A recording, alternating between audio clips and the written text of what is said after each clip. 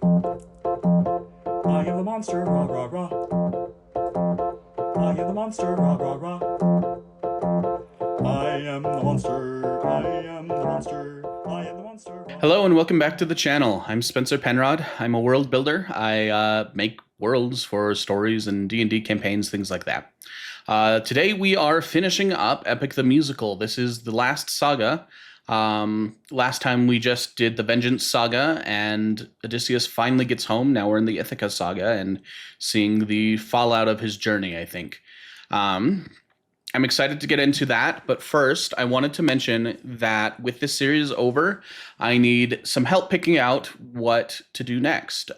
So I have a Patreon up. You can find the link in the description, where you will be able to suggest ideas and vote, and I will choose what series to pick up from that. If that's interesting to you, or if you want to see the backlog of content I have before it gets to YouTube, and see unedited videos, go ahead and check it out there. With that, let's go ahead and jump into the Ithaca Saga and see what more we can learn about the world here at the end of the musical.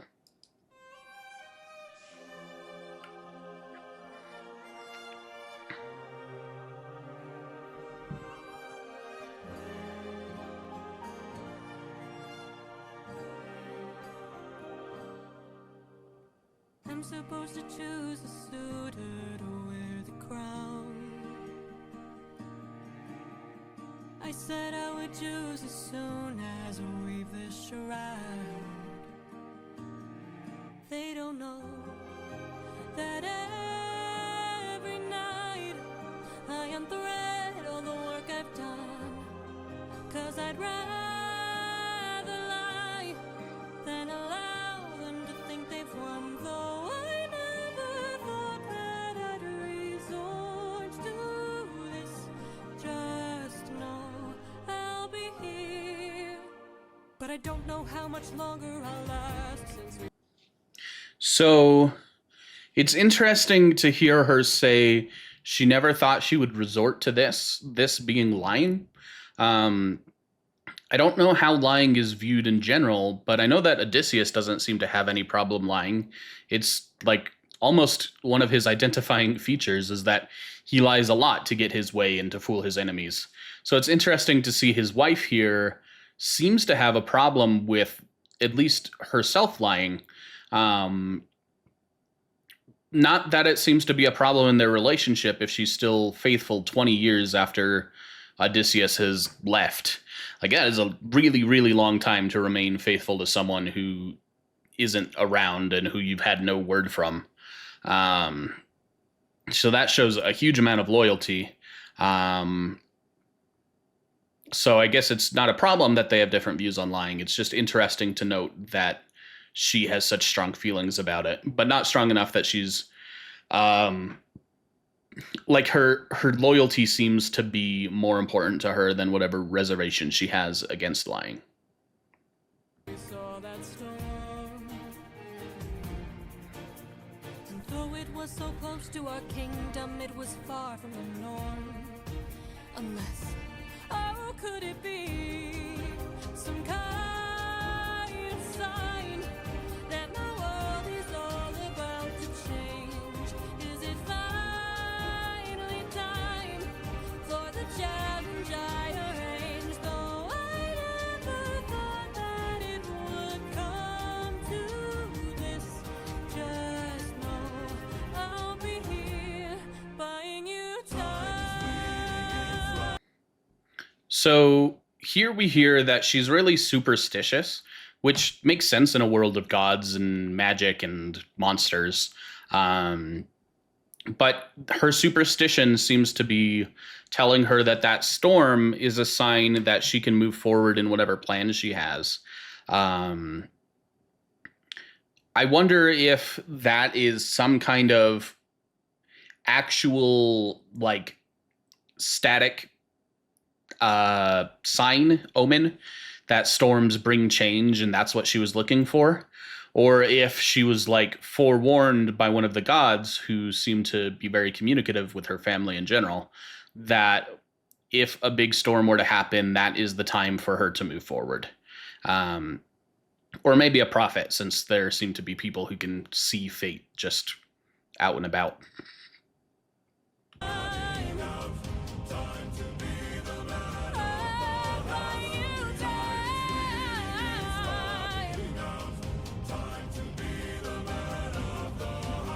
Whoever can string my husband's own bow and shoot through 12 axes cleanly will be the new king.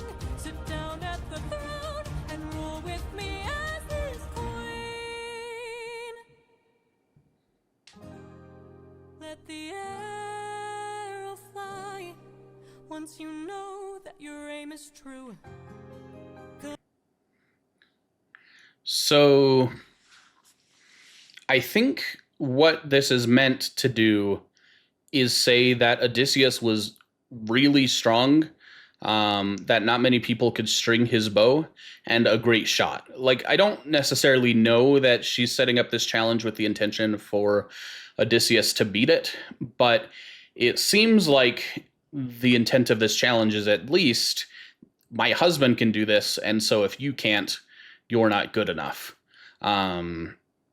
We've seen a lot of hints that Odysseus is at least slightly superhuman. So I wonder if this is another of them, that maybe the bow can't be drawn except by someone else who is similarly superhuman. And that kind of a shot is also something that is, at the very least, would require someone who is like incredibly proficient with a bow, if not outright superhuman, to be able to perform it. 'Cause I'd rather die than grow old without the best of you. Though I never thought that these would be the lengths we go for love. I would not have it any other way. And though I never thought that it would end like this, just know I'll be here, waiting, waiting, waiting, waiting, waiting,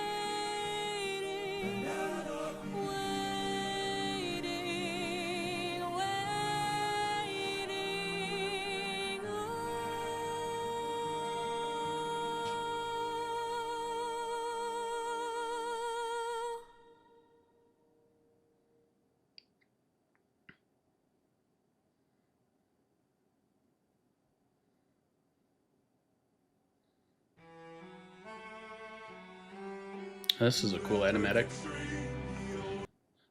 So it's showing that 3 of them together can't do it. So definitely some kind of superhuman prowess on Odysseus to be able to do it.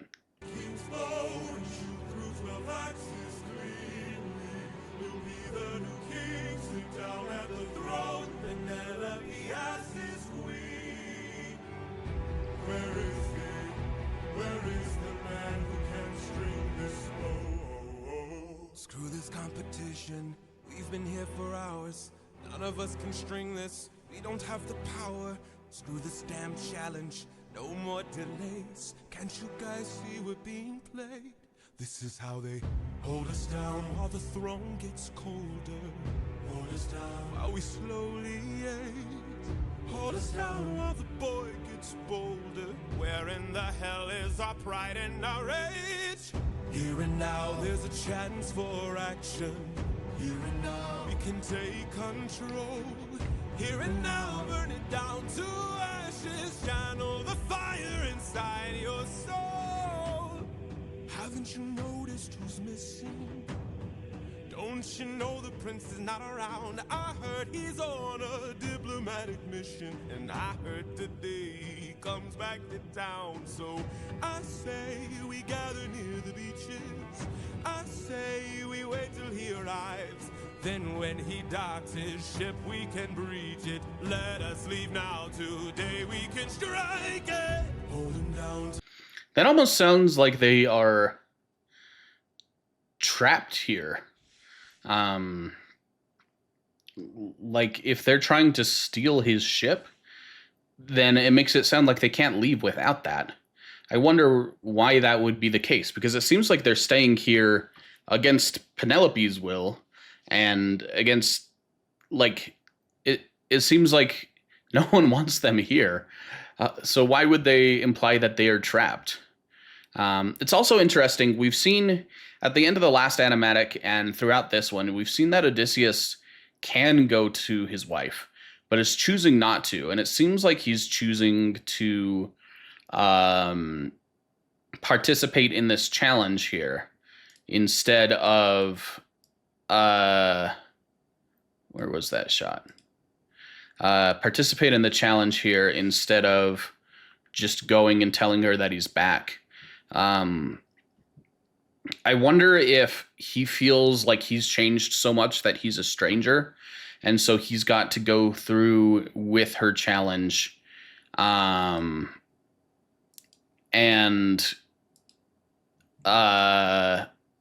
kind of reestablish himself, since people aren't taking his memory seriously, it seems. He stopped shaking, hold him down while I slit his throat. Hold him down while I slowly break his pride, his trust, his faith, and his bones. Cut him down into tiny pieces, cut him down in the great below. When the crown wonders where the prince is, only the ocean and I will know.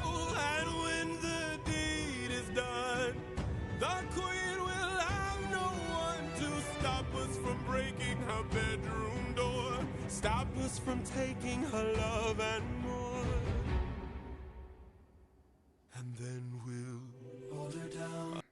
So it seems like we have seen in the Wisdom Saga that people thought Telemachus was kind of a joke, but it sounds like now he's actually become someone really strong, that they're fearing him and plotting to take him down through treachery and numbers rather than skill, because it sounds like he has become enough of an obstacle that they can't do anything while he's here, or even while he is out and alive and capable of retribution. So it's really cool to see him getting so strong. It's also crazy that they're literally in her house plotting to, like, kill her son and rape her. Like, that's horrible. So screw these guys, and hopefully Odysseus, like, clears them out.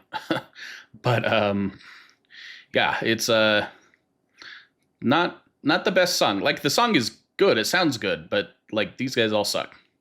While her gate is open, hold her down. While I get a taste, hold her down. While we share her spoils, I will not let any part go to waste. Here and now, there's a chance for action.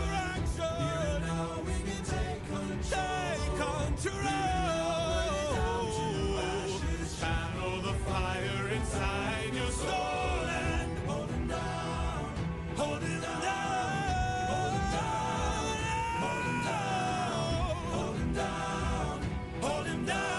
Channel the fire inside your soul.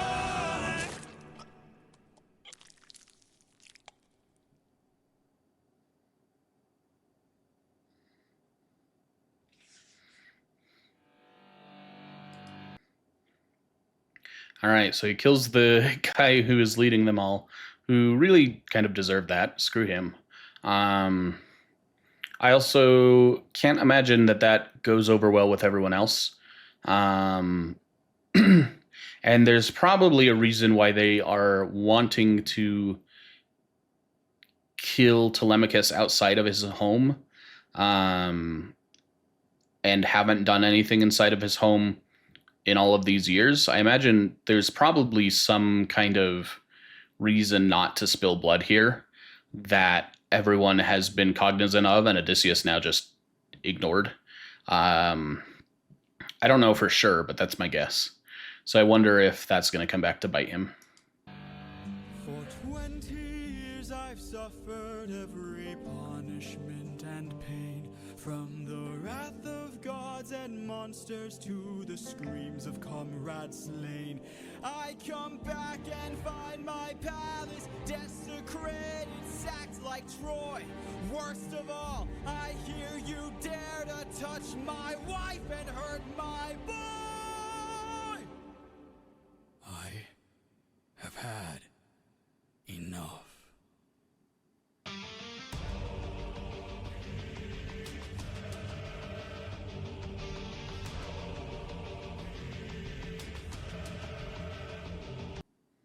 I wonder who this choir is.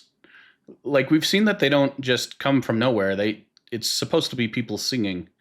But it doesn't seem like this is the suitors singing. I can't tell what they're saying, though, so it's not really helping me make it out.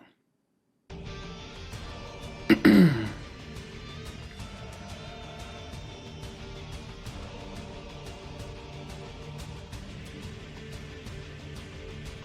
the heat of battle at the edge of the unknown, somewhere in the shadows lurks an agile, deadly foe. We have the advantage, we've the numbers and the might. No, you don't understand it. This man plans for every fight.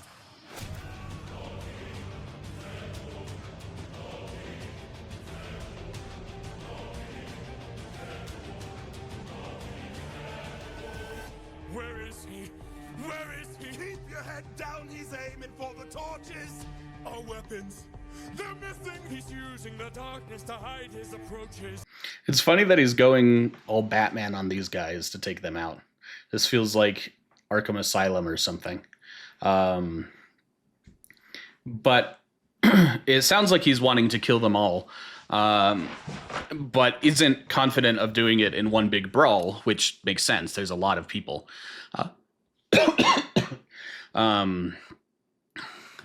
But it's interesting to see how he decides to approach this, and also weird that they're not just like leaving. If they truly believe that it's Odysseus back, I feel like they would leave, because there's no way this goes well for them. And it seems like at least one of them believed it was Odysseus, because he was saying this man plans for everything. So, yeah, I don't know. I wonder if the rest of them just don't buy it. We're empty-handed, up against an archer. Our only chance is to strike him in the darkness. We know these odds, the odds can't be tilted. You don't think I know my own palace? I built it.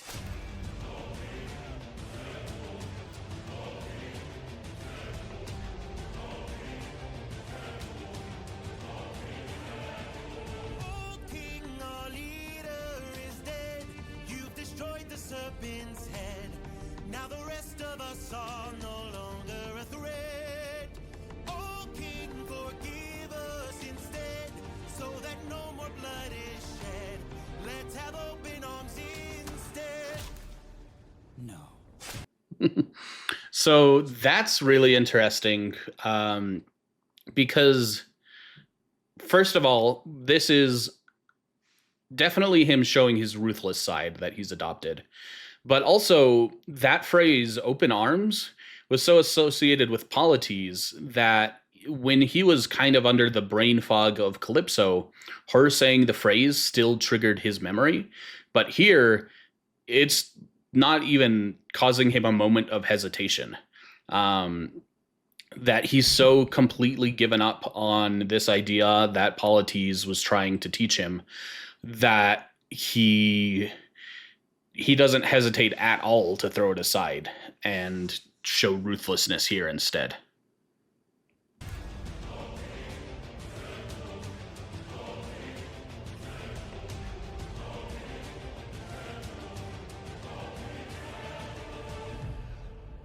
Damn, he's more cunning than I assumed. While we were busy plotting, he hid our weapons inside this room. I find it hard to believe that the sharpest of kings left his armory unlocked. So what? Now that we have armed ourselves, let's make the bastard rot. Behind you!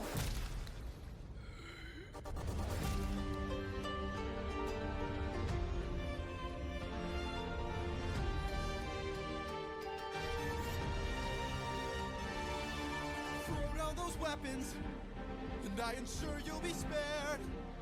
After seeing what the king will do to us, we wouldn't dare. I don't want to hurt you, but trust me, I've come prepared. Your very presence is doomed the king, young prince. We don't fight fair. Stop! Brothers, we got company, and he's made a grave mistake. Left the weapons room unlocked, and now they're ours to take. Brothers, come and arm yourselves. There's a chance for us to win. We can still defeat the king if we all attack the prince. Where is he? Where is he? Capture him, he's our greatest chance. Get off me! Get off me! Fight till the prince can barely stand. Hold him down! Hold him down! Make the king obey our commands. Hold him down! Hold him down! 'Cause if he won't, I'll break the kid's hands. Got him.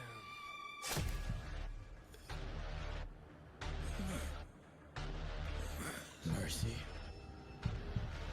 Mercy. My mercy is long since drowned. It died to bring me home. And as long as you're around, my family's fate is left unknown. You plotted to kill my son. You planned to rape my wife. All of you are going to die.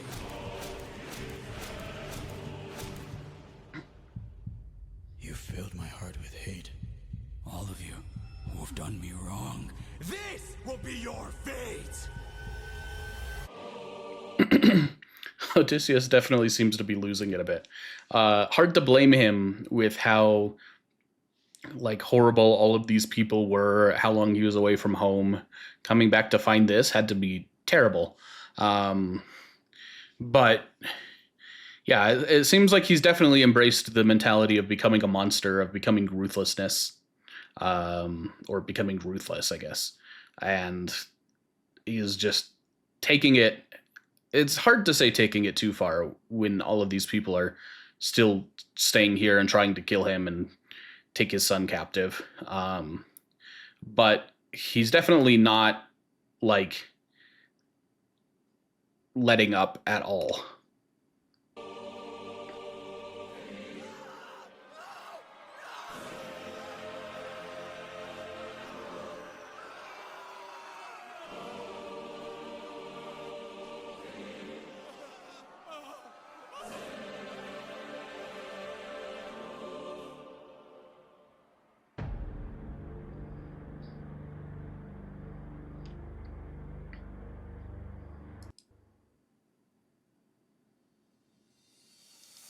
I think we have, 2 left, including this one. So we're nearing the end. We're almost done. It's really good so far, but we're not getting many details here about the world. I feel like this is mostly meant to close up loose ends, get Odysseus back and settled in home, which is cool. It's interesting. I guess one thing I didn't comment on last episode is we still saw Athena with Telemachus guiding him. So it's nice that she's still doing that. But yeah, overall, it's cool to see all of this. I just wish we got a little bit more about the world here at the end.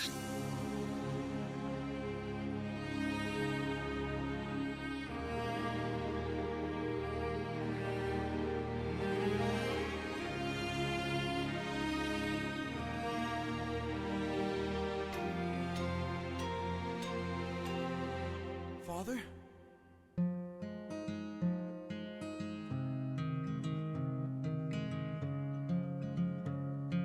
Son?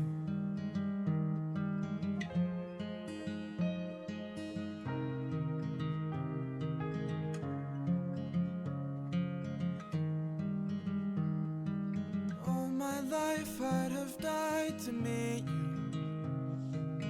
Thought about your name so much it hurts. For 20 years I dreamt of how I'd greet you. Oh, and now you're here. I can't find the words. All my life I'd have died to know you. Days and nights I wish that I could show you. For 20 years I never could outgrow you. Oh, and now you're here. I can't help but wonder what your world must be. If we're like each other, if I have your strength in me. All this time I've wondered if you'd embrace me as your own. 20 years I've wondered, for so long I felt alone. Oh my son, look how. So, one thing that stands out to me here, at the end of the last song, we heard like burning and screaming and men dying, and then we get into this really sweet, kind, relaxing song. I think it's just a funny contrast to see that. I feel like it tells us that neither of them are strangers to killing. Obviously, that's not a surprise with Odysseus, given his journey. But it is somewhat of a surprise that Telemachus is hardened enough that he's not really afraid of all of this killing or bothered by it, and is willing to go through with reuniting with his dad in the middle of the carnage. It seems like he's definitely seen his fair share of battles since the last time we've seen him. How much you've grown. Oh, my boy, sweetest joy I've known.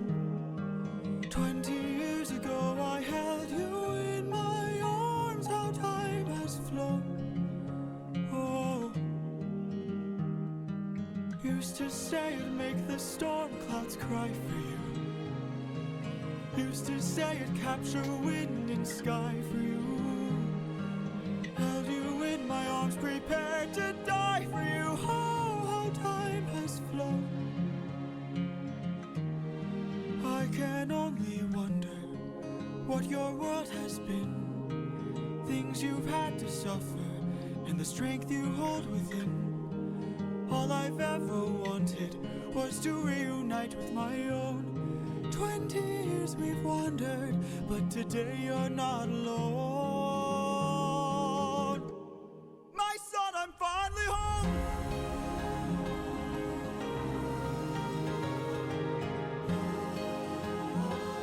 Father, how I've longed to see you.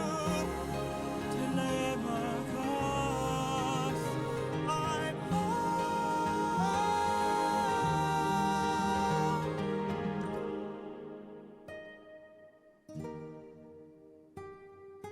Go, tell your mother I'm home. I'll be there in a moment. Of course.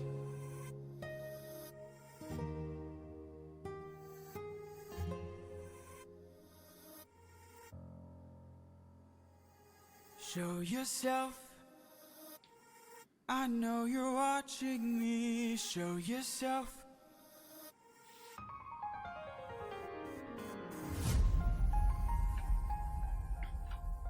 You were never one for hellos. I can't help but wonder what this world could be if we all held each other with a bit more empathy. I can't help but feel like I led you astray. What if there's a world where we don't have to live this way?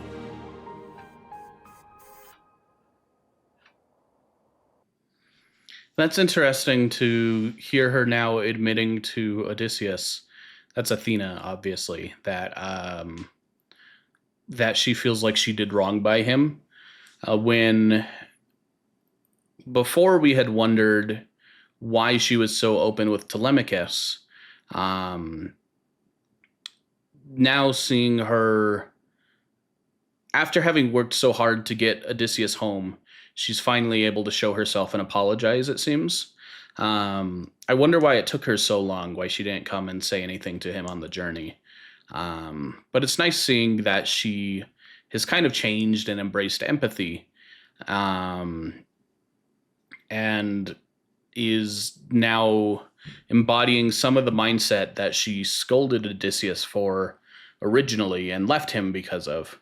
kind of like she's saying he was right, and maybe is going to be kind of a voice of reason to him to bring him back from this kind of crazed monster side of him that we've seen. That would be interesting. I don't think the musical will get that far because it's basically over. But I wonder if going forward into the future, that's kind of what they're setting up, is after this, she kind of acts as a mentor and friend again, and a voice of reason to keep him from losing himself too much. If that world exists, it's far away from here. It's one I'll have to miss, for it's far beyond my years. You might live forever, so you can make it be. But I've got one endeavor. There's a girl I have to see. Very well.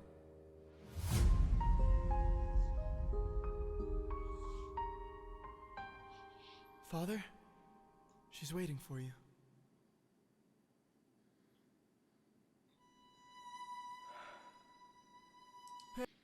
All right, we're finally here at the last one. It's been really good so far. I'm excited to see how this ends.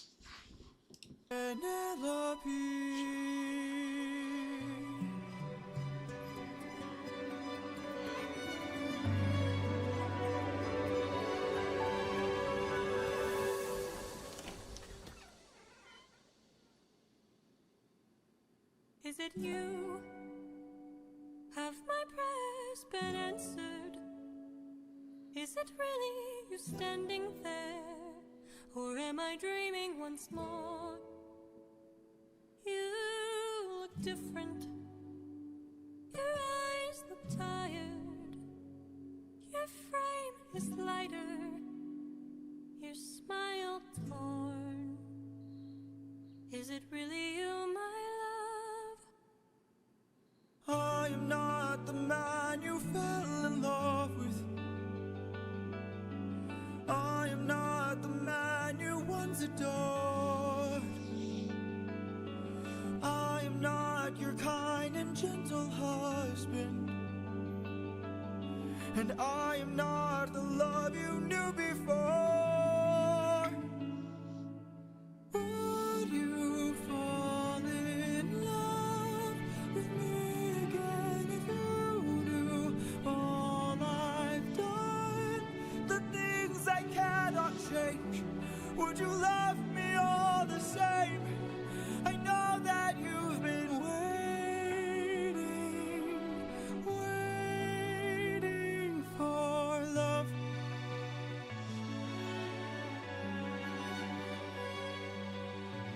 What kinds of things did you do? Left a trail of red on every island. As I traded friends like objects I could use. What stands out to me here is, so first of all, we heard with, I forget his name, the prophet in the underworld. He said if you get home, you're not going to be the man who left, basically. That you will change and won't be the same person that left. And it sounds like Odysseus has really embraced that. What stands out to me, though, is that he's so forthright about it. The Odysseus we've come to know spins everything in his favor. He can definitely retell his journey in a way that frames him in a positive light. Like, he's clever enough to do that and doesn't even have to tell the whole truth. But the fact that he isn't doing that tells us that he values his wife so much that even if he can handle his relationship with almost everyone else being built upon lies or influenced by lies, he can't stand the thought of doing that with her. And that even if it hurts, even if it takes her away from him, that he has to be brutally honest. In fact, almost twisting this to make him out in a worse light than what really happened. it's interesting to see that side of him because he's just never been like this before. But with his wife, he's so vulnerable and trusting because he needs her to see the full picture of him. He needs to reunite with her and have the relationship back. And he knows he can't do that if it's something built on half-truths or lies. Hurt more lives than I can count on my hands. But all of that was to bring me back to you. So tell me, would you fall in love with me again if you knew all I've done, the things I can't undo? I am not the man you knew. I know that you've been waiting.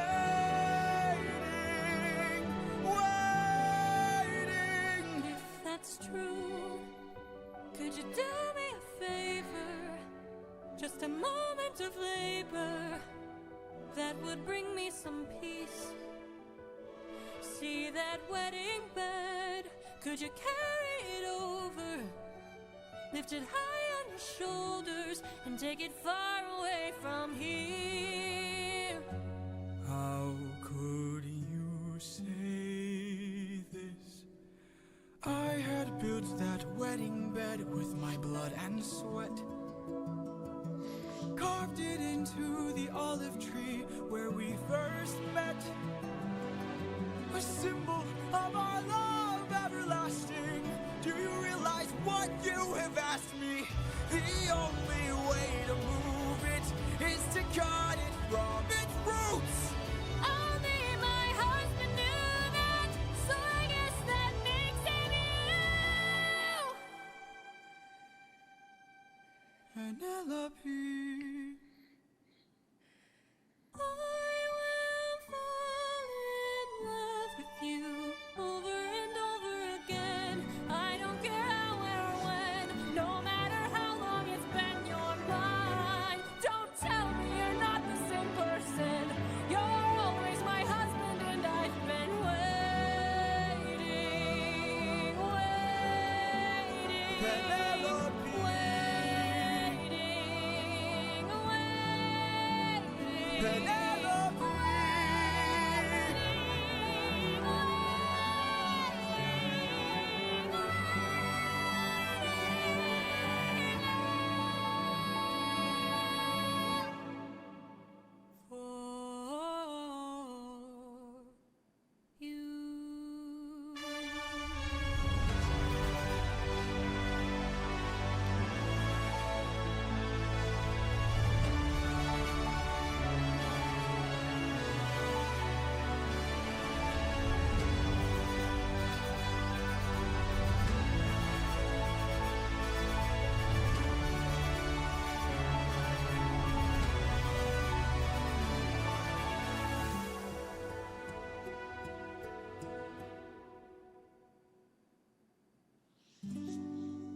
How long has it been? 20 years.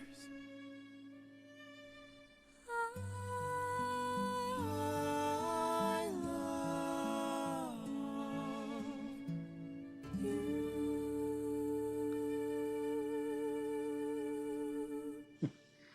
Oh. Well, that was a really sweet way to end it. I don't really have any commentary on it, I'm afraid. Like I kind of thought, this was more about reuniting them and giving them a happy ending and things like that, rather than building up the world. I think the most notable thing we can say about the world building is the concept of a wedding bed that he builds himself. Just that it's showing that there is some kind of culture around making wedding beds, which are usually like a really symbolic thing that you get or make when you get married to someone, kind of symbolizing the marriage as a whole. So I mean, that's interesting, but really, I feel like this was more about their emotions, their relationship, and it's nice to see it end on a happy note. Um, so yeah, that's Epic the Musical. It was really, really good. The music was top notch throughout the whole thing. It's nice that it ended with some catharsis and conclusion for Odysseus, and that he's able to reunite with his family. I really loved watching through it, loved getting to talk about it. I wish we got a little bit more about the world here at the end to talk about, but it definitely wasn't bad. I mean, it was great. It wasn't bad from the perspective of world building. We still got some stuff to talk about. It just feels more like it was meant for the characters here, and it's nice to see them get the endings they deserved, I guess. Odysseus fighting so hard and is finally reunited with his family, and all that good stuff. Thank you so much for everyone who stuck around and watched the whole thing. I had a lot of fun looking at it, watching these musicals, these animatics, and trying to pick them apart. If you're interested in seeing me do this with more media, stick around, subscribe to the channel. I'm trying to post every day, so there should be lots to check out. And with that, I hope you do stick around, and I'll see you next time.